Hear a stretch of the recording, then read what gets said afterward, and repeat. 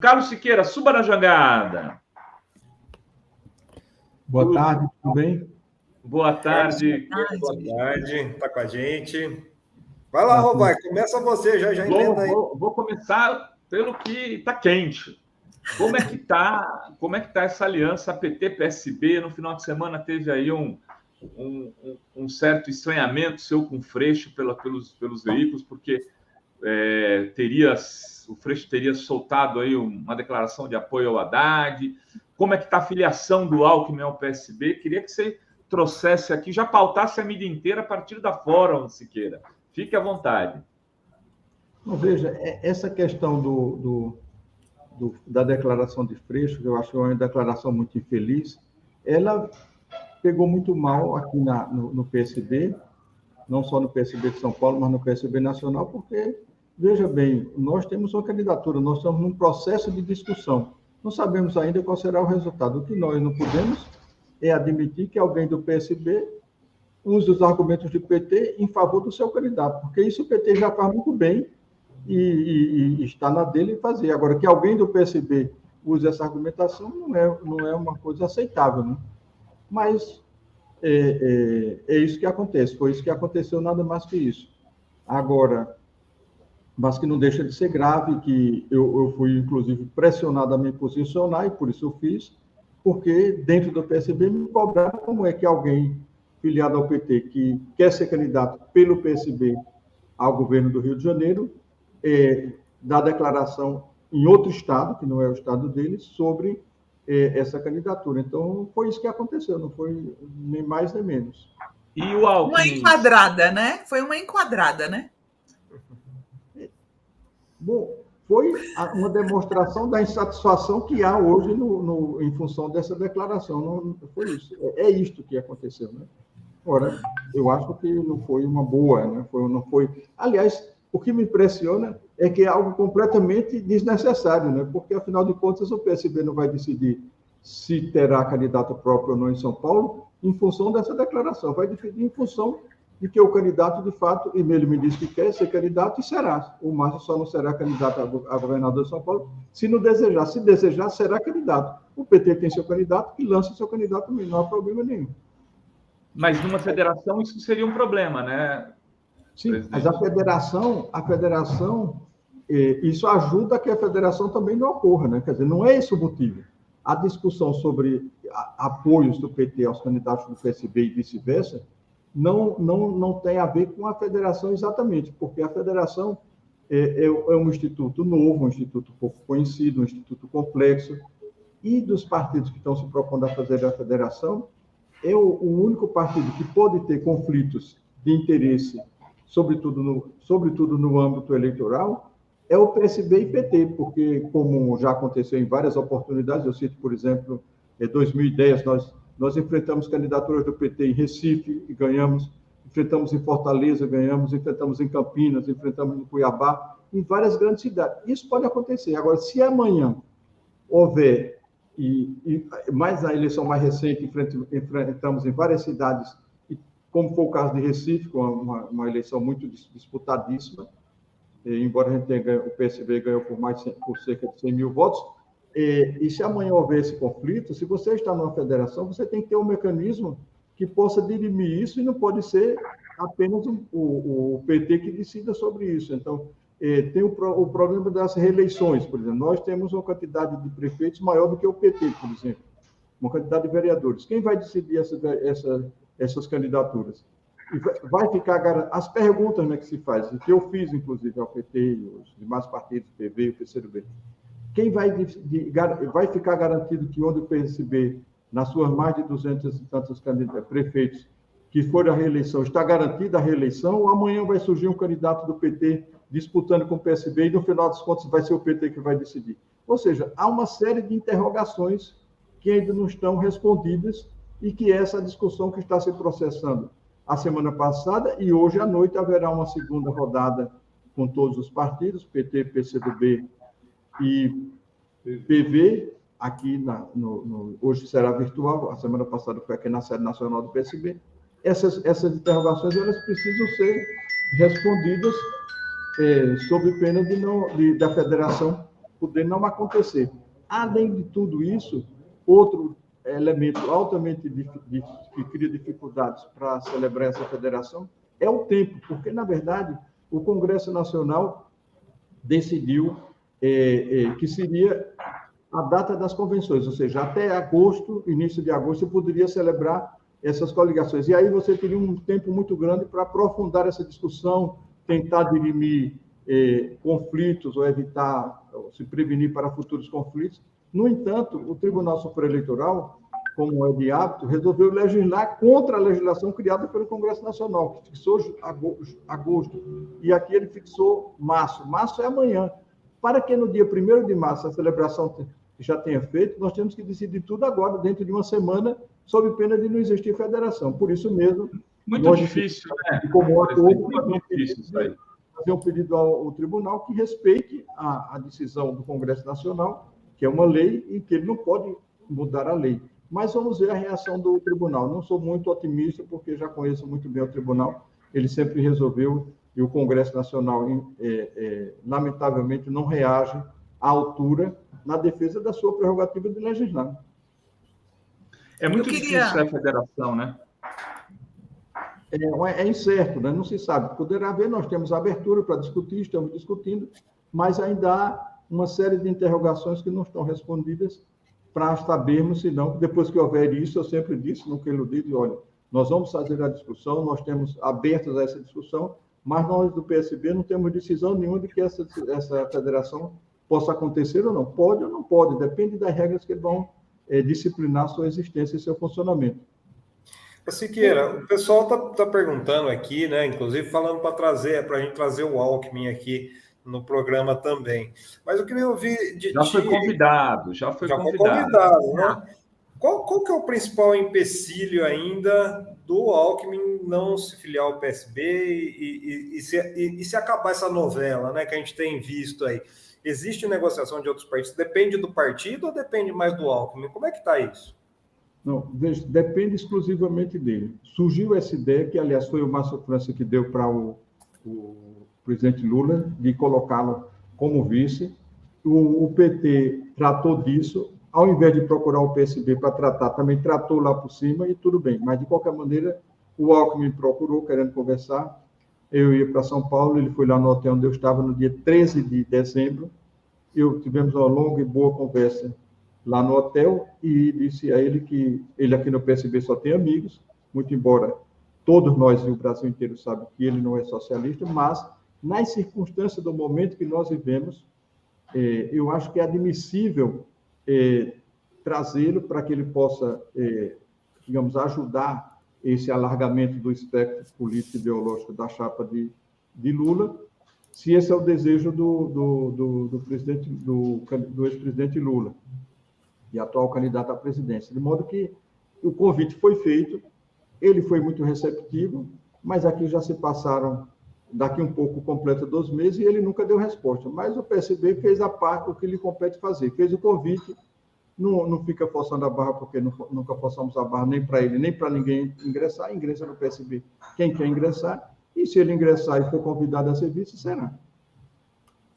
O que eu queria perguntar é sobre esse foco, né, que o Lula está dando da eleição no primeiro turno, né, de conseguir, como se fala, liquidar a fatura no primeiro turno, e para isso ele está construindo essa aliança que envolve, inclusive, o ex-governador Alckmin. Na opinião do senhor, o que pode facilitar e dificultar essa possível vitória do primeiro turno? Eu penso, diferentemente de muitas pessoas, que essa eleição não será tão simples e tão fácil quanto aparentemente está acontecendo. Nós estamos vivendo um momento que vamos fazer uma disputa que não é disputa convencional, porque nós não estamos vivendo, nós estamos num retrocesso muito grande, vamos ao enfrentamento de alguém que está com uma base no extremismo, de extrema-direita, e que é capaz de criar toda sorte de dificuldades. Até violência física pode acontecer nessa eleição, até questionamentos como aconteceu nos Estados Unidos, que é um país de uma democracia muito mais sólida, né? Todos viram que de fato aconteceu. Até a invasão do parlamento, do Capitólio, ocorreu após o resultado e não se aceitou o resultado. Eu não acho que vai ser diferente no Brasil. Eu acho que os problemas vão ser muito mais graves e durante a campanha, não é só durante a apuração e o resultado da eleição, não. Então, o que me parece que seria, o que é razoável, é que o PT trabalhe para largar o espectro político dessa chapa. Porque, a bem da verdade, a rigor, até esse exato momento, nem mesmo a esquerda completamente unida, porque até agora nenhum partido de esquerda ainda declarou apoio a Lula, embora seja essa a perspectiva, inclusive, do PSB. Mas isso, em algum momento, que se falou em Ciro e tudo mais, mas nós estamos discutindo, quebrando todas as resistências, e hoje está. Então, eu acho que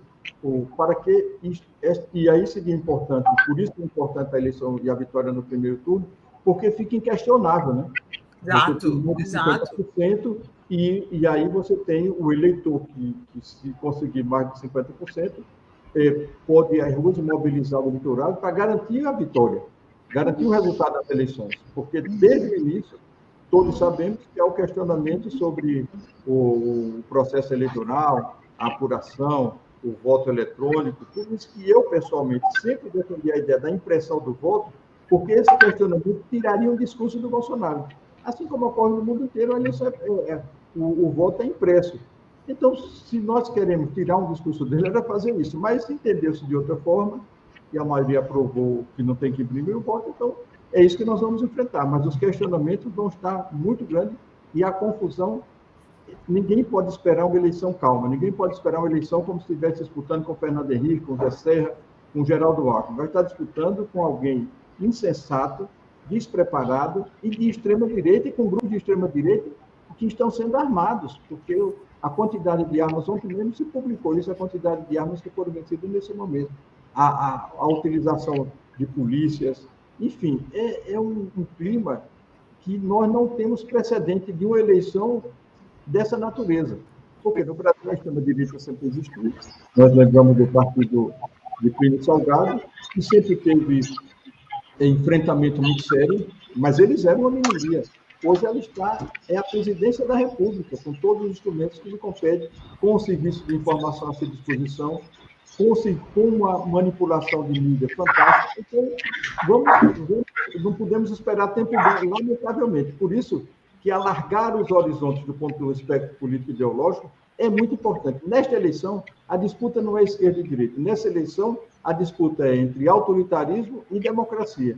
Então, juntar para além da esquerda e não ficar só na esquerda, que ainda sequer está completamente unida, está ainda em processo de discussão, é o desafio que cabe àquele que reúne hoje as melhores condições para governar, para ganhar a eleição e vencer o Bolsonaro. O presidente, além de São Paulo, tem um imbróglio São Paulo aqui, Márcio França e Haddad, quais são os outros lugares que vai ser preciso resolver para essa aliança com o PT ser fechada? Né? Ou, se não tiver federação, dá para caminhar, mesmo com cada um saindo dos seus candidatos?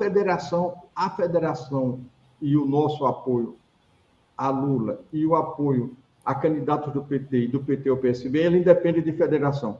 Federação é uma possibilidade muito difícil, mas que está sendo examinada, mas isso depende. Você me pergunta, nós apresentamos ao PT, desde o início das conversas que foram abertas aqui entre a direção do PT e do PSB, 5 demandas.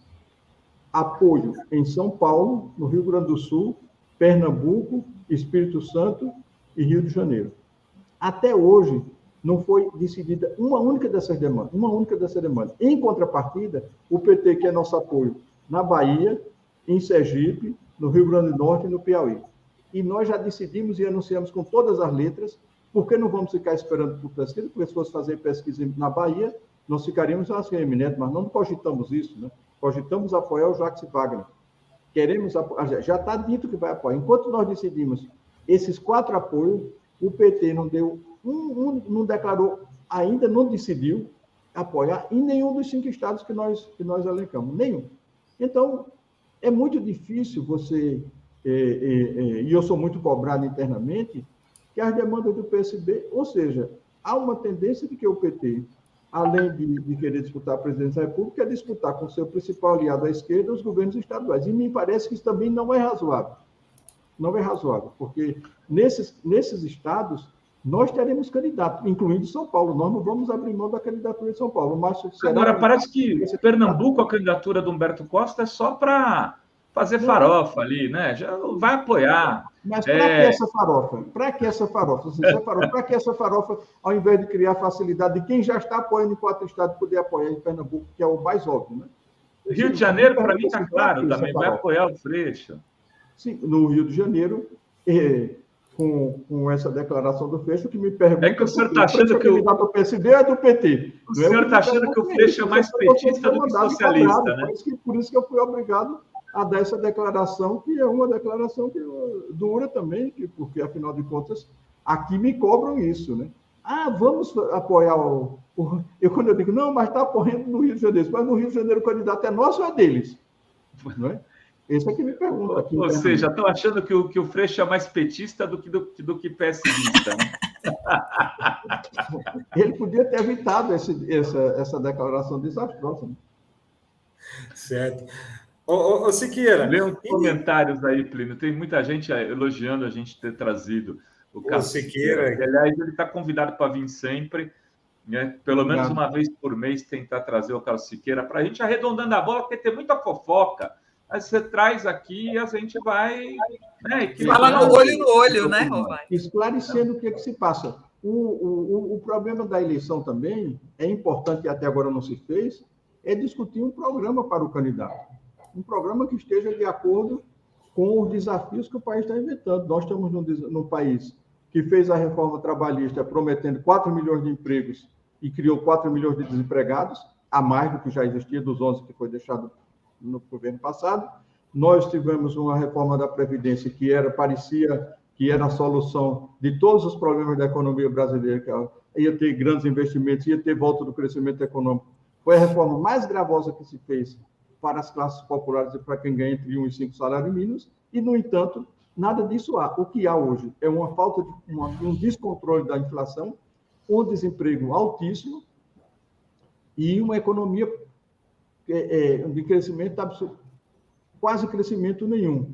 Então, as promessas que foram feitas pelos liberais, que, diga-se de passagem, não é só o Bolsonaro, não, porque o PSDB, o PMDB, o PSD, todos os partidos que são esses partidos, são base de Bolsonaro. Essa reforma política, por isso mesmo, é que a candidatura de centro não vai crescer, porque há um candidato, a principal ativa de um candidato é ter discurso.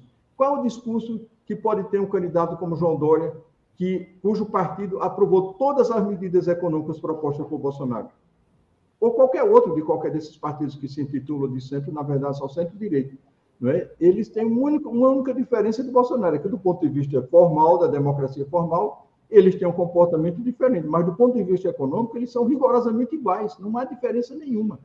Então, esse é o verdadeiro motivo de não ter do fracasso dessa chamada articulação de centro, que além de estar muito dividida, mas ela pode se unir. Ela se une, mas não tem discurso, porque o que ela vai prometer, do ponto de vista econômico, é o que já está acontecendo, que é desastroso para o nosso país. Precarizaram o trabalho para criar milhões de empregos. Mentira, precarizaram o trabalho para ter mais lucro, porque o desemprego continua. Todos nós sabemos, não precisa ser economista para saber, que o que cria emprego é investimento público pesado, é investimento privado, é segurança jurídica para que os investidores dão, mas isso é que cria investimento, tratar da infraestrutura, tratar de melhorar a educação, a saúde, a segurança pública. Nada disso está acontecendo, nada obstante o que nós estamos vendo num sistema político profundamente desgastado, um sistema político carcomido, é que o Congresso, ao invés de melhorar a sua imagem, ele criou orçamento secreto, ou seja, as campanhas hoje, vamos convir, as campanhas do Centrão estão sendo financiadas por esse orçamento secreto. Em cada prefeitura que se vai, que dá 4, 5 milhões a um prefeito, o candidato a deputado do Centrão já garante a sua eleição. Então, estão criticando o fundo eleitoral, que é um fundo importantíssimo, porque evita a submissão ao poder econômico, o financiamento do sistema, financeiro e econômico e empresarial, que custa 4 bilhões e pouco, vai custar 4 bilhões e pouco. No entanto, não veio que foram colocar 16 bilhões de reais nesse orçamento secreto na mão de um relator, uma única pessoa, que distribui à base do governo, sobretudo ao Centrão, esse mundo de recursos que serve para financiar as campanhas. E depois ainda terão a fatia, o seu quinhão do fundo eleitoral para complementar as suas despesas. Olha só, tem uma pergunta aqui da Ana Monteiro que caminha nesse sentido do programa, presidente, que ela diz o seguinte: presidente, e como é o discurso do PSB no Rio Grande do Sul? Não vejo diferença entre Beto Albuquerque e Leite. O Beto Albuquerque é uma pessoa mais de um programa liberal, não é, presidente? Eu queria até pegar o gancho, Rovai, porque assim, eu queria até entender, o pessoal está falando aqui muito da questão do Alckmin demorar para ir para o PSB, porque ele não é obrigado a filiar, e o pessoal falando, ele é um liberal. Como é que fica essa aliança, né, Siqueira? Porque existe muita divergência, inclusive, com o próprio Geraldo Alckmin, por exemplo, nessa questão econômica. Como é que fica essa ampla aliança para enfrentar o autoritarismo? Né? Se tem questões, como o Rovai colocou lá no Rio Grande do Sul, que existe muita similaridade entre o Hollenberg e o Leite, né? Hollenberg? Não, Albuquerque. Albuquerque, isso. Veja, essa pergunta, Renato. Beto Albuquerque, Hollenberg é Brasília. Essa pergunta é muito boa, porque é o seguinte, veja só, o PT, inclusive o próprio presidente Lula, nos cobrou isso na segunda reunião que teve com ele lá em São Paulo, logo no dia seguinte, aquele jantar da Prerrogativas, criticando o PSB por participar do governo do Leite. Mas o PT não tem, assim, uma moral muito alta para cobrar isso, porque o PT já apoiou o governo de Jader Barbalho, fez campanha para Jader Barbalho lá, o próprio presidente Lula, fez campanha para Rosiana Sarney contra um candidato de esquerda que existia do PDT. Flávio Dino. Contra Flávio Dino, apoiou Rosiana Sarney. Pois você veja, e eu posso contar inúmeras situações em que o PT não só apoiou, como participou desses governos. Né? Então, que moral tem para cobrar do PSB a participação no governo do PSDB? Eu concordo que o governo do Leite, o Leite é um liberal como qualquer um desses, como Dória, como outro, e que ele não teria diferença nenhuma se fosse presidente das políticas que estão atual. Não deixa de ser uma contradição que eu não gosto. Para ser franco, eu não gosto que o PSB esteja lá. Agora, o PT não tem como cobrar isso, porque o PT participou de governo muito pior do que o do Leite, né? Da Rosiana Sarney, do Jader Barbalho e muitos outros, não só foram esses não. Mas esses foram assim, que são, de certa maneira, emblemáticos, né? Uma oligarquia como a oligarquia Sarney, tendo um candidato excelente como é o governador Dino, e você apoia o PT. Então, isso é muito mais contraditório. É verdade que a vida é feita de contradições e a política também. E no caso do PSB, porque Beto Albuquerque não tem nada de liberal. A gente tem que julgar as pessoas pelo comportamento delas. Beto Albuquerque foi parlamentar, e inclusive durante os 8 anos do presidente Lula, foi vice-líder do governo, sempre defendeu todas as políticas que o PT implementou, e eu criticava ele, eu dizia, Roberto, você é mais defensor das políticas do PT do que o próprio PT lá no parlamento. E era apenas o vice-líder. Ele nunca defendeu política econômica liberal. Ele teve a sua vida inteira, que foi parlamentar por 4 mandatos, completamente voltado para os interesses populares. Então, essa coisa do Beto Albuquerque ser liberal é uma falácia, porque não corresponde com a história da atuação política dele como parlamentar, e parlamentar brilhante que foi. Eu queria perguntar aqui, fazer um advogado do diabo. Por outro lado, o PT e o PCdoB votaram em peso contra a reforma trabalhista, ao contrário do PSB, né, que muita gente votou a favor. O senhor é a favor de como defende o Lula, e até o Ciro, né, andou defendendo também, de desfazer a reforma trabalhista? Primeiro, um bom esclarecimento. Olha, teve alguns deputados do PSB que ousaram, porque nós fechamos questão contra a reforma trabalhista. Certo. E alguns deputados ousaram votar favorável. Eles foram suspensos da sua atividade parlamentar por 1 ano. Por 1 ano. Nós suspendemos que eles ficaram sem direito a voto no parlamento durante 1 ano por ter votado. Então, você não pode acusar o partido que tomou uma decisão tão rigorosa, e alguns eu estou convidando para que saiam.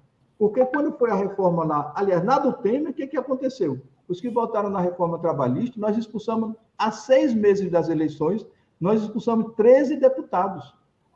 13 deputados. Fui muito questionado, inclusive, internamente, como era que eu ia substituir 13 deputados no ano eleitoral. Eles só têm uma saída, só as eleições.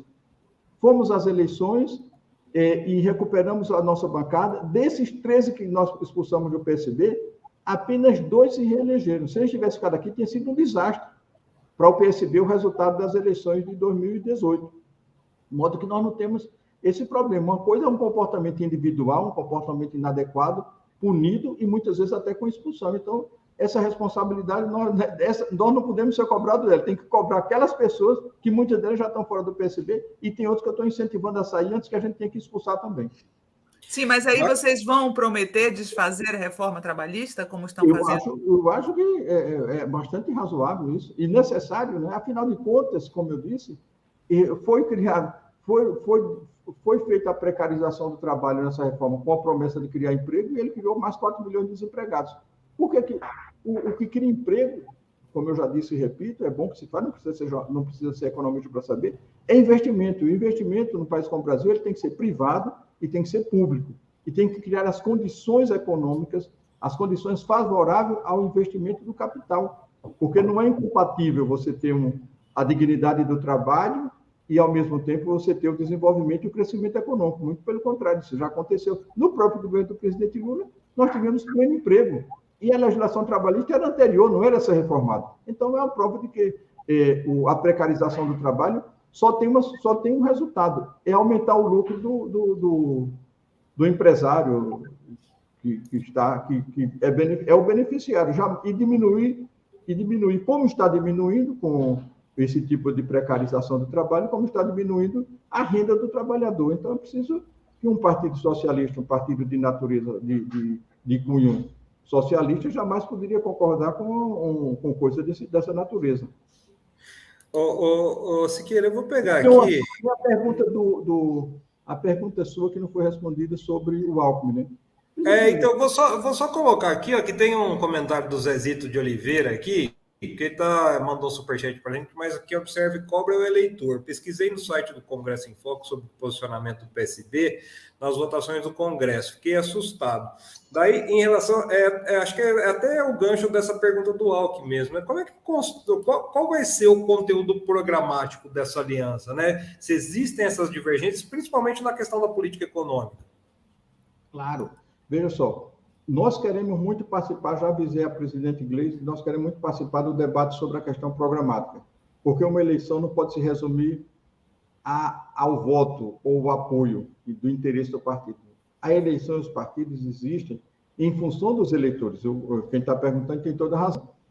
Nós estamos num processo de autorreforma aqui no PSB que já dura 2 anos e culminará com a realização do Congresso Nacional Constituinte da Autorreforma, que ocorrerá aqui no PSB, aqui em Brasília, no final de abril próximo. Neste programa que nós elaboramos, que esse novo programa do PSB, ele se confunde com um programa para o Brasil. É uma visão de Programa Nacional de Desenvolvimento, que tem acentuado o aspecto social, mas não esquece a questão econômica. E, nesse ponto, o Brasil tem muita coisa para rever essa política. Você começa pela questão da política industrial. No nosso país, como todos sabem, o serviço cresce, mas cresce criando emprego precário e barato, e a indústria cai. Quando o país tem todas as condições para oferecer uma oportunidade, para criar as condições, tem todas as condições políticas, se há um governo comprometido com isso, para revitalizar a indústria, mas não a velha indústria, porque estamos no outro mundo, estamos no mundo da tecnologia. O país não entrou na 4ª Revolução Industrial, nessa altura dos acontecimentos, mas ainda pode entrar, sobretudo, naquilo que lhe é peculiar e é um nicho importante. Por exemplo, no nosso programa, nós propomos a questão da Amazônia 4.0, onde você pode estudar com profundidade a biotecnologia, a biodiversidade brasileira e transformá-la em empreendimento econômico, que só o Brasil pode fazer isso pela natureza pela riqueza que existe nessa região, que precisa... A independência, a soberania sobre a Amazônia, ela só vai se dar se o Brasil disser o que quer da Amazônia, que até hoje não disse. Nós queremos fazer um programa de inteligência, porque ali não tem uma indústria de fitoterápicos com a riqueza da biodiversidade de cosméticos e muitos outros produtos. Porque o Brasil deixa que faça o que fizeram com o açaí, que levaram e patentearam lá nos Estados Unidos e hoje produz e gera milhões de empregos e gera bilhões para os empreendedores que fizeram no açaí. Mas a Argentina tem uma imensa quantidade. Agora é preciso transformar as universidades e levar para as universidades da região institutos de pesquisa altamente sofisticados. É preciso ter a clareza que pode terminar sem derrubar uma única árvore, você conhecendo a riqueza da biodiversidade da Amazônia, estudando biotecnologia, transformar isso em empreendimento econômico nacional e internacional. Não há nenhum problema nem xenofobia com capital internacional. A China faz isso com muita propriedade, mas ela faz sabendo o que é que ela não é vir para investir em qualquer coisa, naquilo que o país tem projeto. Isso nós defendemos que a indústria seja por esse meio. E outro problema que tem no Brasil, que é gravíssimo, observe o que acontece na área de petróleo, depois de tantos anos que você criou a Petrobras, é que pegamos nosso petróleo, exportamos ele cru, a preço barato, e temos que importar todo o petróleo, toda a gasolina refinada. E aí o custo está aí, para todo mundo ver a gasolina chegando a R$8, né, que é outro desastre, e o impacto imenso, e aí daí se explica também a inflação com essa política de preço da Petrobras. Aí você tem toda uma indústria, uma agroindústria, uma agricultura altamente sofisticada que exporta sem beneficiar os seus produtos. Por que nós não poderíamos industrializar pelo menos uma boa parte desses produtos que são exportados a granel? Por que nós temos que fazer isso? Porque o país, com essa política econômica que nós temos, que não é de hoje, porque esses erros também vêm de lá atrás, não é apenas do coisa. Ele poderia simplesmente agregar valor aos seus produtos agrícolas e ele criaria milhões de empregos. É uma das formas de criar emprego em massa. É você transformar os produtos, agregar e importar. Ainda hoje importamos café e depois importamos café da Itália, que não tem um pé de café, porque lá eles fazem o beneficiamento do café. Então, nos tornamos o país mais conveniente do mundo, porque exportamos todos os grãos, todos os produtos agrícolas que o mundo desenvolvido precisa, e temos que importar todos os produtos tecnológicos que eles fabricam. Então, essa relação precisa mudar, precisa equilibrar, não pode continuar como está. Essa questão da indústria tem que ser pensada, a meu ver, nesses termos. Então, e aí não se pode pensar uma política econômica como se ela fosse apartada das questões sociais. Só se pode ter bons programas sociais, só se pode ter uma educação de qualidade e uma saúde de qualidade, com esse sistema fantástico que é o Sistema Único de Saúde, se houver recursos para financiá-las. E financiá-las você tem que criar prosperidade. Prosperidade por quê? Com a política econômica adequada e que atenda a essas imensas potencialidades que tem o nosso país, que são potencialidades que poucos países no mundo têm. Ô Siqueira, tem uma pergunta aqui que o pessoal está fazendo bastante aqui, que é em relação à posição da Tabata Amaral, né? Que ela teria dito, eu estava pesquisando, o pessoal está falando que ela disse que ninguém pode obrigar a votar lá no Lula. Na verdade, o que ela disse foi que ela não votaria no primeiro turno, ela votaria no segundo turno contra o Bolsonaro, né? Qual que é a sua posição, a posição do PSB em relação a isso? Não é complicado de começar uma aliança com essas rebeldias internas? Dissidências. Dissidências, rebeldias.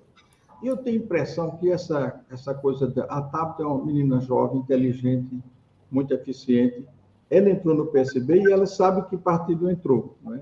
Então, eu acho que é uma questão de convencimento. Eu sou muito otimista, porque tenho me relacionado com ela, gosto muito dela, e eu sou muito otimista no fato de que o processo de convencimento, sobretudo para pessoas jovens como ela, e com uma potencialidade grande para o futuro, ela pode ser convencida do contrário, né?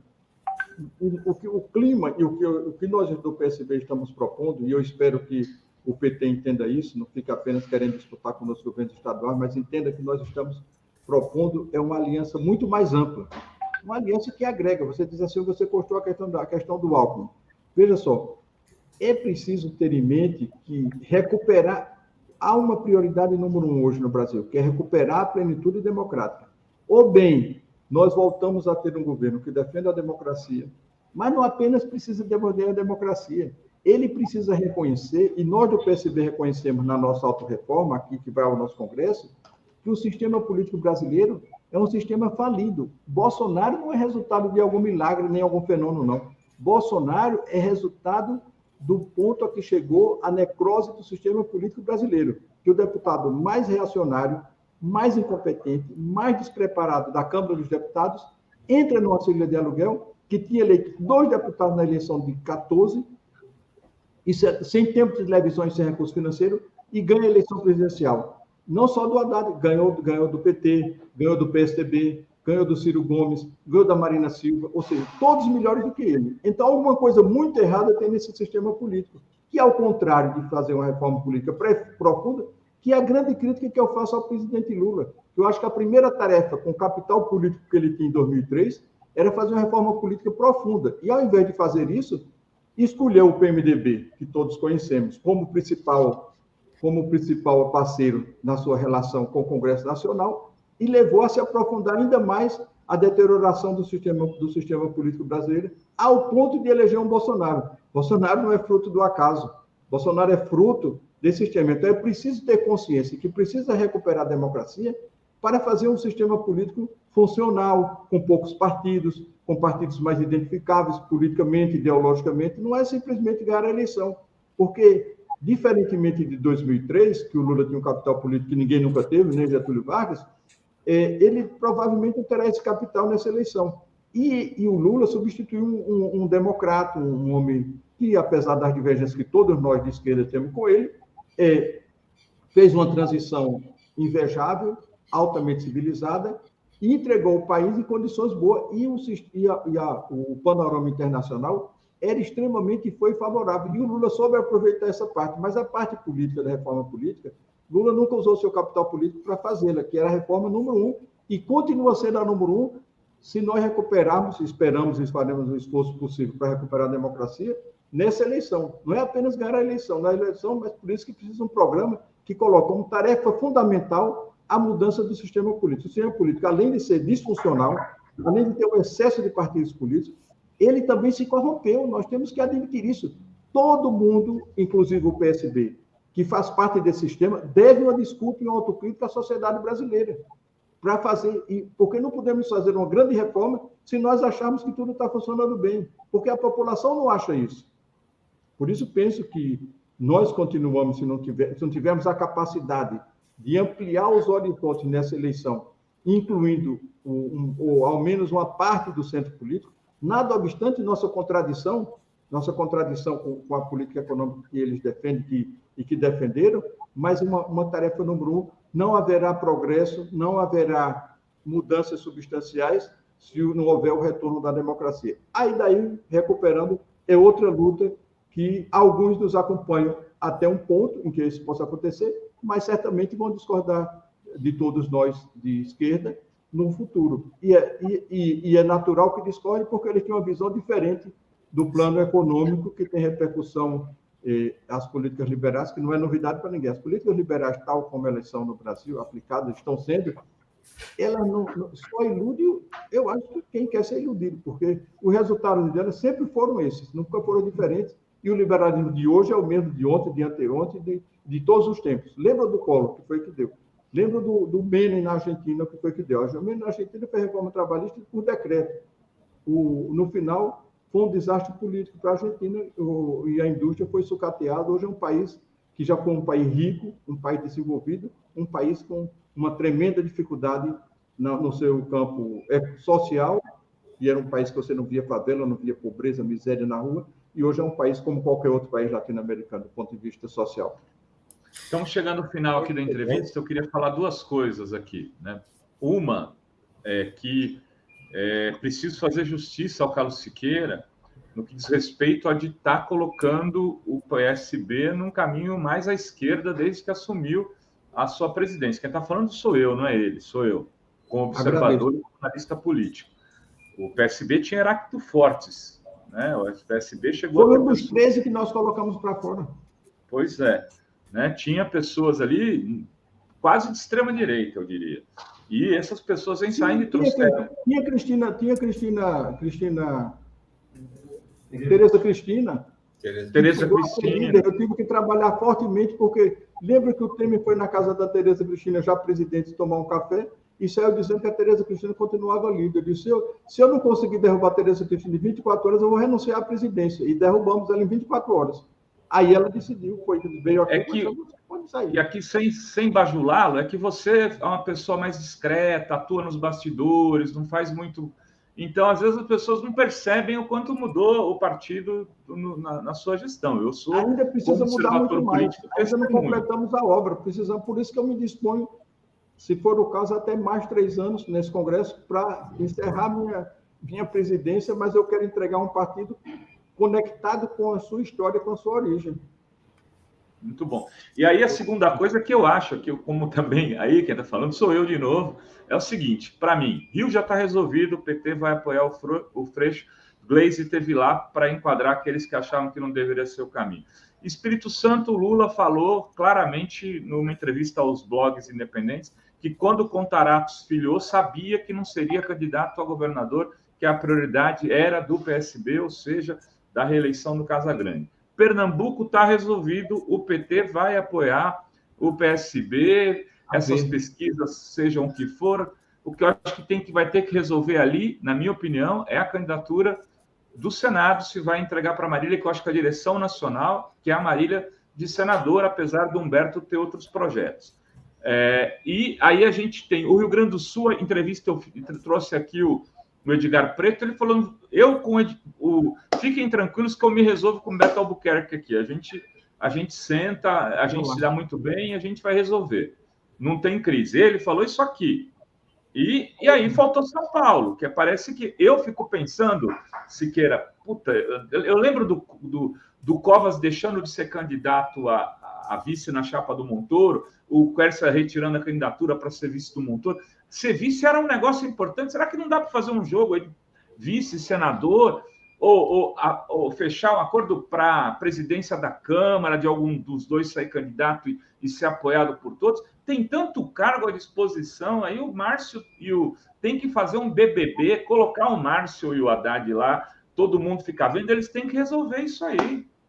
Veja só, essa questão de São Paulo ela tem que ser vista também sobre vários ângulos. Um é do interesse do PSB, do interesse do PT. Cada um quer ter um candidato.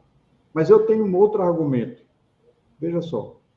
O PT, mesmo no auge do seu prestígio, mesmo no auge do presidente do PT, nunca deixou de disputar o governo de São Paulo e nunca ganhou. Quando estava no auge. Hoje tem uma rejeição muito maior. Eu acho muito difícil, sinceramente. Eu apostaria com quem quisesse que a Haddad não ganhe essa eleição. A candidatura de Márcio é uma candidatura que alargaria mais os horizontes. Porque com a vinda de Geraldo Alckmin, que é centro, eu acho que ele poderia assumir por exemplo, uma coisa é votar em Lula, porque Lula é maior que o PT, Lula é mais amplo que o PT. Outra coisa é votar no candidato PT em São Paulo. Todos nós conhecemos as dificuldades que o PT tem em São Paulo, o Estado. Na capital já ganhou várias vezes, mas no Estado tem problemas. Então, uma candidatura como a de Márcio, ela serviria também no sentido de ampliar os horizontes, no sentido de atrair gente de centro que votaria mais em Márcio do que no Haddad. Isso cabe ao PT anunciar. Eu não tiro a legitimidade... Vou fazer uma ponderação para o senhor dentro desse seu argumento. Eu não tiro a legitimidade da candidatura de Haddad, como não tiro a legitimidade da candidatura de Márcio, e defendo a de Márcio. Defendo por uma razão que interessa ao PSB, e defendo por uma razão que eu acho, e na coerência da defesa da Frente Ampla, que eu acho que interessaria a candidatura do presidente Lula. Né? Acho que essas duas razões seriam. E outra coisa, sou absolutamente convencido que o Haddad não ganha essa eleição. Aliás, ele é o candidato ideal para ir com o candidato do Dória ao segundo turno. Porque aí você vai pegar, inclusive, o bolsonarismo, se é que não vai ser o bolsonarismo que vai ao segundo turno, e vai ter a candidatura do ministro, chama do... Tarcísio. E que eu acho que é improvável um cara de fora chegar em São Paulo e ir para o segundo turno, mas o bolsonarismo jamais vai votar no PT. Mas poderia até, não digo todos, os mais radicais não votariam, mas até uma parte deles votar numa candidatura como a de Márcio França. Eu acho isso. É uma opinião que ninguém precisa concordar. Eu apenas estou vendo as coisas como elas são. E com a experiência de eleições passadas, em que o PT teve candidatos no melhor do seu mundo, no melhor do seu prestígio, o presidente Lula tendo o apoio como nunca nenhum presidente teve, fazendo a campanha para o seu candidato a São Paulo e nunca ganhou. Não imagino que hoje isso seja possível. Mas vamos convir. O PT tem todo o direito de ser candidato e o PSB também. Então, se não houver acordo em São Paulo, cada um terá seu candidato e vamos ver o eleitor o que diz. Que é o julgamento importante é o do eleitor. O nosso pensamento... Só fazendo o advogado do diabo aqui, presidente, o que os petistas falam, e eu também acho que tem uma certa razão, é que sem a candidatura Haddad, uma boa parte do eleitorado do PT vai votar no Boulos. O que aconteceu, inclusive, na eleição para a Prefeitura de São Paulo. Quem foi para o segundo turno contra o candidato do PSDB foi o Boulos, e não o Márcio França. Né? E o Márcio França esteve à frente do governo do Estado, disputou uma eleição para governador e perdeu no segundo turno também. Então, por isso que talvez sair... Perdeu por uma diferença mínima de 300 mil votos no eleitorado de quase 20 milhões de eleitores, por 300 mil votos, e mais, perdeu no momento não foi no momento do auge do PT, foi no momento do auge do bolsonarismo da extrema-direita, de um fenômeno que arrasou todo mundo. Mesmo nessas circunstâncias, ele ganhou a eleição. Então, vamos combinar uma coisa. Quase ganha a eleição. Traz o Márcio França para dar uma entrevista para a gente. Diferentes. Agora, o candidato vai votar em Boulos? Sim, e não podemos comparar a capital com o estado de São Paulo. A capital todos nós conhecemos.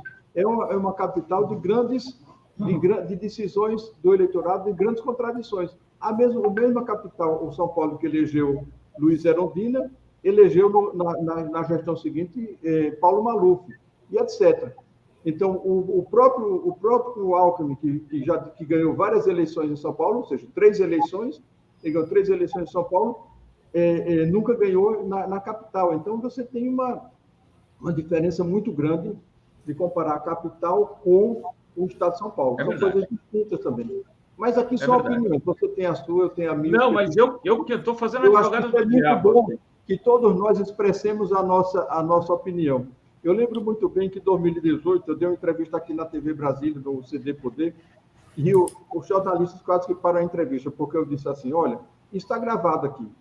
Se vocês quiserem, eu posso mandar. Eu falei, foram 40 minutos, mas eu tenho em 2 minutos, eu vou resumir o que eu disse aqui. Olha, essa eleição, porque a Rotenberg achava que o Alckmin ia ganhar, assim como o Márcio achava também que o Alckmin ia ganhar, outros achavam que era o Haddad. Eu disse, eu vou dizer uma coisa aqui a vocês não vão gostar, porque eu sei que a opinião de vocês é diferente, mas nessa eleição não é eleição convencional, isso é uma eleição atípica. Por isso que nós defendemos a candidatura de Joaquim Barbosa, que teria sido presidente e não Bolsonaro se saísse como um outsider, que era o que o eleitorado queria. O eleitorado não vai votar para senador, para governador e, sobretudo, para presidente da República, porque tem minhas palavras literalmente, e, sobretudo, para presidente da República, não vai votar nesses nomes que são conhecidos. Escrevam que isso vai acontecer. Isso está gravado. Foi um absurdo que eu falei. Infelizmente, acertei. Eu não citei o nome de Bolsonaro, porque eu tenho uma rejeição tão profunda a essa figura deplorável que eu me recusava a fazer a pensar nessa tragédia que aconteceu. Muito bem. Então, o França vem, Rovain. Não, eu só queria falar para o Carlos Siqueira fazer uma gestão aí para trazer o Márcio França aqui, a gente poder entrevistá-lo, e o Alckmin, se for ao PSB, para que esses espaços como o nosso, o senhor prestigia, né, sejam também espaços para essa boa conversa, com tempo, né, para que a militância, as pessoas que são mais de esquerda, possam conhecer, ouvir as palavras daqueles que estão no mesmo campo, né, Sinara? É isso aí, é bom, né? E eu acho que é importante que vocês esclareçam olho no olho as coisas, né? Porque senão fica só na imprensa corporativa a intriga, a cisânia, né? E vocês não falam diretamente. Eu acho que essa oportunidade que vocês estão me dando, eu agradeço muito, porque é uma grande oportunidade. E as pessoas que estão assistindo, como fizeram, fazer perguntas e a gente responder, e as coisas ficarem claras. Eu acho que a política deve ser feita às claras. Por isso eu dou declaração quando tem oportunidade sobre as coisas, para que as pessoas conheçam o meu pensamento e o pensamento do PSB, ou de grande parte dele, pelo menos, de que nós temos as nossas opiniões, nós temos nossas diferenças, mas o momento não é de acentuar as diferenças, o momento é de acentuar a unidade, o que nos une, porque o que nos separa não interessa no momento, o que nos separa não interessa nesse momento. Aliás, nós temos que ir mais além, e eu acho que fará muito bem o PT se fizer isso, agregar adversários do futuro, mas que defendam a democracia em nome da sua recuperação plena e da possibilidade de operar uma profunda mudança nesse sistema político que já se tornou inaceitável em nosso país. Não esquece de avisar para a gente quando o Alckmin se filiar, tá? Por favor, hein? E é que ele vai se filiar ao PSB, nós vamos ver. O Kassab entrou no jogo aí, ó. Kassab, eu não sei, não. Com ele. Não vamos soltar a barra, nunca forçamos de ninguém, e tampouco com ele faremos isso. Eu acho que a candidatura do Rodrigo, lá do Rodrigo Pacheco, Garcia. Do senador lá, eu acho que já era. Eu tenho dito isso ao PT, sinceramente falando, pode perguntar ao presidente Iglesias, eu não sei assim, olha, eu acho que precisa me resolver a questão de Minas, porque Minas Gerais é um estado que o PT tem muitos problemas. Nós apoiamos a reeleição de um querido companheiro, o Pimentel, mas nós sabíamos o desastre que foi o governo dele, que não poderia ter outro resultado. E eu acho que o PT é fraco no segundo colégio eleitoral, que se chama Minas Gerais.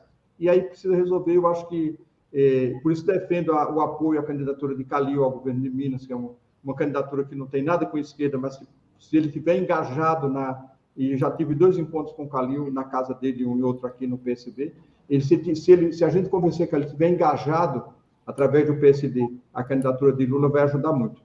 No estado que é fundamental. Você pode ganhar a eleição perdendo em Minas. Minas tem um potencial, e Minas, sobretudo, tem regiões que são muito deprimidas, como o norte de Minas, tem muita gente pobre, muita gente necessitada, em que a esquerda tem um campo fértil para crescer muito mais do que em São Paulo.